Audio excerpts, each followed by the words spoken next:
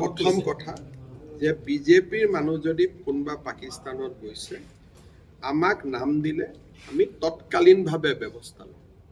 যদি কোনোবাই ৰাষ্ট্ৰৰ কামত গৈছে, ক্ৰিকেট খেলিব গৈছে, ৰাষ্ট্ৰৰ কামত গৈছে, ভাৰতৰ চৰকাৰৰ পৰা অনুমতি লৈ গৈছে, এইটো বেলেগ কথা। এতিয়াও যদি কালি ভাৰত পাকিস্তানৰ চুক্তি হয় কোনোবাতো পাকিস্তানত যাব লাগিব।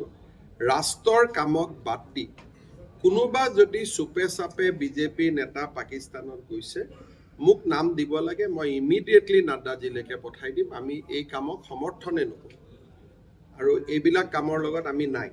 গতিকে আমাৰ গাত আঙুলি টোৱাই লাভ নাই, কাৰণ পাকিস্তান এতিয়া ধৰ্মীয় কামত মানুহ যাব, তাতে গুৰু নানকৰ জন্মস্থান আছে। গতিকে পাঞ্জাৱৰ কংগ্ৰেছ বিজেপি চবেই যায় গুৰুদ্বাৰালৈকে, বেলেগ কথা, আৰু তাৰ কাৰণে স্পেচিয়েল অনুমতি লৈ যায়। কিন্তু কোনোবাই যদি পাকিস্তানৰ লগত ব্যৱসায় কৰি আছে, কোনোবাই যদি পাকিস্তান চৰকাৰৰ আমন্ত্ৰণত পাকিস্তান গৈছে বিজেপিৰ নেতা, আমি নাম পালে ডেফিনেটলি মই ৰাষ্ট্ৰীয় সভাপতি নাড্ডা ডাঙৰীয়ালৈকে পঠাই দিম বিহিত ব্যৱস্থাৰ বাবে।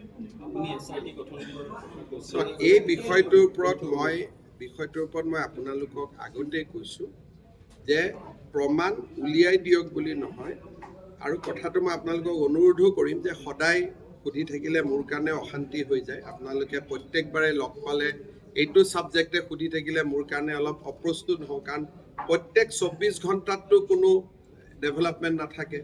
যোৱাকালি ইয়াতে শংকৰদেৱ কলাক্ষেত্ৰত উত্তৰ দিছোঁৱেই, আৰু 12 ঘণ্টাৰ পিছত মই কি উত্তৰ দিম? কোনোতো ডেভেলপমেণ্ট নাথাকে। কিন্তু অসমৰ ৰাইজক মই 3টা কথা স্পষ্টভাৱে কৈছোঁ যে গৌৰৱ গগৈয়ে পাকিস্তানত ISIৰ নিমন্ত্ৰণত গৈছিল। এতিয়ালৈকে মই ইমানটোলৈকে যোৱা নাছিলোঁ। আজি মই প্ৰথমবাৰ কৈছোঁ যে তেওঁ পাকিস্তানত ISI আমন্ত্ৰণত গৈছিল, তাৰ ডকুমেণ্টছ আমাৰ লগত আছে। ফুৰিব যোৱা নহয়, আজি মই এক ষ্টেপ ওপৰত কৈছোঁ। আৰু তাত তেওঁ ডেফিনেটলি ট্ৰেইনিং ল'ব গৈছে, কাৰণ ISI তেওঁ কিয় মাতিব?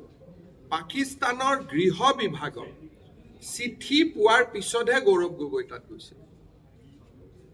আৰু গৃহ বিভাগত মানে কি? পৰৰাষ্ট্ৰ বিভাগে মাতা, ইউনিভাৰ্চিটিয়ে মাতা বেলেগ কথা। তেওঁ প্ৰত্যক্ষভাৱে পাকিস্তান চৰকাৰৰ আমন্ত্ৰণত তাতে গৈছিল, আৰু চৰকাৰৰ বৈদেশিক পৰিক্ৰমা বা সাংস্কৃতিক বিভাগ নহয়, ডাইৰেক্টলি পাকিস্তান চৰকাৰৰ গৃহ বিভাগৰ আমন্ত্ৰণত গৈছিল। গতিকে কিমান ডেঞ্জাৰ! বহুত অসমৰ সাংবাদিকে ভাবি আছে যে এইটো মুখচুপতিৰ কথা হৈ আছে। ইয়াত মুখচুপতি একো হোৱা নাই। দুই এটা মই কালি দেখিছোঁ, প্ৰাগ টিভি, NK TV, কিবা NY TV, তেওঁলোকেতো এটা ইছ্যু বনাই, হিমন্ত বিশ্ব শৰ্মাই ক'লে গুচিয়ে গ'ল নিৰাপদ। মানে ইয়াত ল'ৰা ধেমালিৰ কথাই নাই। It is A very serious matter, আৰু ইয়াৰ পিছত ডাঙৰ একশ্যন হ'ব।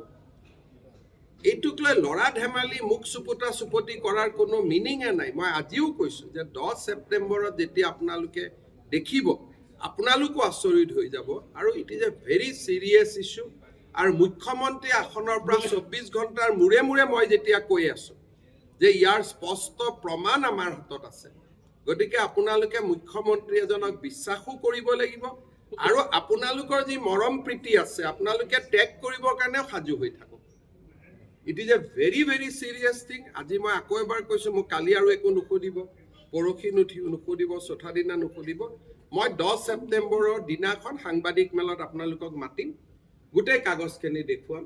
আৰু আমাৰ গাত বোকা ছটিয়াই লাভ নাই। বিজেপিৰ কোনো নেতা পাকিস্তানৰ গৃহ বিভাগৰ নিমন্ত্ৰণত যদি পাকিস্তানত গৈছে, আজিয়ে তাক ধৰা। পাকিস্তানৰ লগত বিজেপিৰ কোনো কম্প্ৰমাইজ নাই। গতিকে এইটো এটা বহুত চিৰিয়াছ অফেন্স। ইলেকশ্যনৰ বাহিৰত, নহ'লে মই ইলেকশ্যনৰ সন্মুখতো দিব পাৰিলোহেঁতেন। এপ্ৰিলত ইলেকশ্যন অসমত, গতিকে মই ক'ব পাৰিলোহেঁতেন যে মই জানুৱাৰীত দি দিম, যাতে ই ৰাজনৈতিকভাৱে আমাক সহায় কৰিব পাৰে।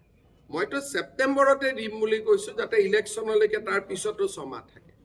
আৰু মই আজি ডিৰেক্টলি কৈছোঁ যে it is a closely working, he was closely with the Pakistan establishment. আকৌ এবাৰ কৈছে, এনেই পাকিস্তানত যোৱা চুপতি মাৰা যোৱা নহয়।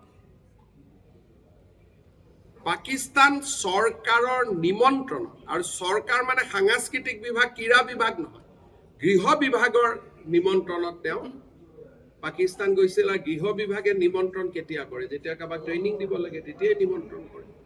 আৰু এইকাৰণে তেওঁকো মই ক'ম যে মোক চুপতি কৰি থাকিব দৰকাৰ নাই, মোক কৈ দিয়ক, প্ৰমাণ আছে যদি দিয়ক। তেওঁ জানে যে মোৰ হাতত প্ৰমাণ আছে, খালি মোক প্ৰমাণখিনি আদালতৰ দ্বাৰা প্ৰত্যয়িত হ'ব লাগিব।